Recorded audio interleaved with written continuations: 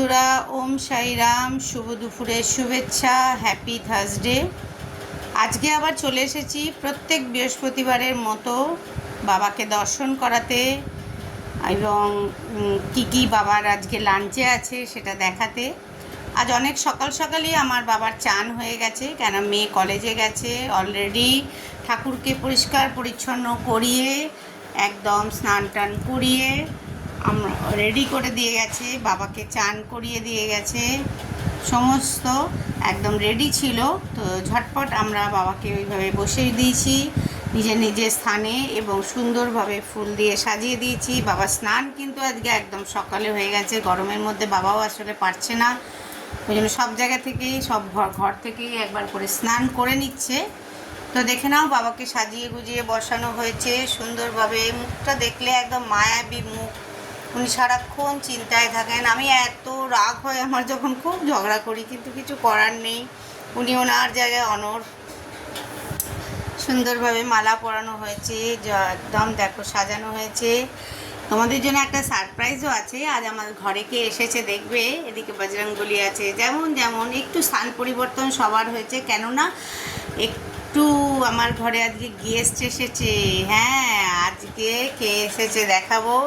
তো কালকে মা এসেছে বলে, পরশু মা এসেছে বলে ঘরে গেস্ট এসেছে। গোপু সোনা, গোপু সোনাকে দেখতে পাচ্ছ নিশ্চয়ই, উনি কিন্তু গেস্ট এসেছেন। উনি যে মা যখন ওখান থেকে আসে তখন মা নিয়ে আসে, কেননা কৃষ্ণারা থাকলে মানে আমার ভাইয়ের বউ থাকলে অসুবিধা হয় না, তখন আনতে হয় না, যেহেতু তারাও এখন বাইরে। তো ওই জন্যই আমাদের গোপু সোনা কিন্তু আমার বাড়ি বেড়াতে চলে আসে মাঝে মধ্যেই।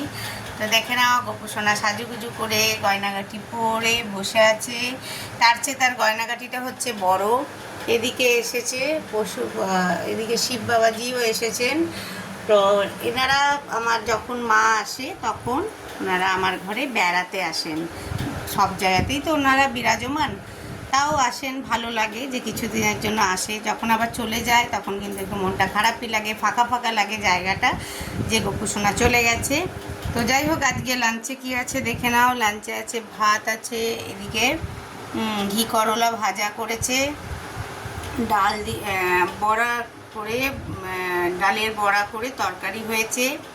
আর সুইট ডিশ হিসেবে আছে মিষ্টি আর দই।